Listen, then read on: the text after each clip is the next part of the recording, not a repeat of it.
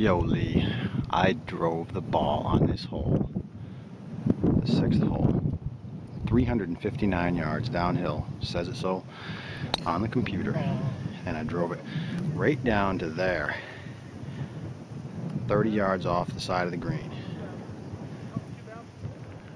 And then this green is so sloped, you cannot appreciate how sloped that is going down to that pin. And I pitched to the top of that hill right there, and it literally almost stopped, rolled down, rolled past the pin, and then down the gully, had 25 feet up. Missed it. Par. Now we're heading to the seventh hole here.